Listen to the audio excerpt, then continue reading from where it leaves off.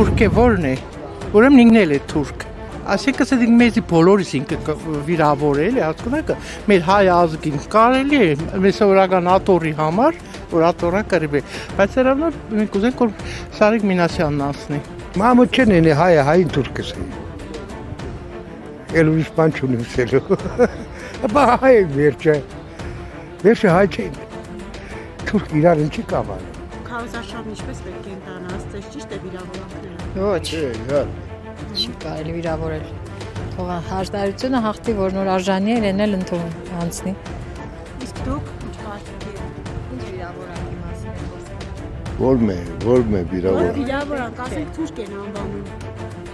Դու չէ բոլոր դեպքերում սխալ է, իհարկե։ Եթե տեղի մարդը մեկ Պետք է։ անվանում դերից ինչ անվանում։ Ոչ, պետք չէ։ Չէ, չի կարելի։ Չի կարելի։ Մանկանուններ կպցնել, վիրավորել մարդուն չի կարելի։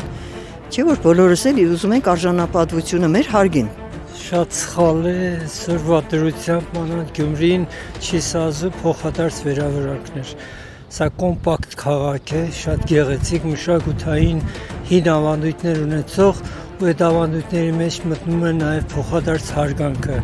Կանցնեն ընտրություններ ու իրար երեսի պիտի նայենք, այնպես որ ապրենք ավելի ներդաշնակ ու համերաշխ մեր քաղաքին։ Միայն ժամանակ նոր մեկը մեկին վիրավորելով, մեկը մեկին թքել, մրելով, գիտեն թե բանի կհասնի, չէ, այդպես չէ։ Համատարած եղեք իրար հետ լավ, մեկը մեկի զիջողներով, մեկը մեկի մեկ վիրավորեք, ասու կամոք եկեղեցու մոտ ենք, թող բոլորը անցնին, ըմբես իշխոր Աստված կկամենա, չի կարելի, մեկը մեկին վիրավորել։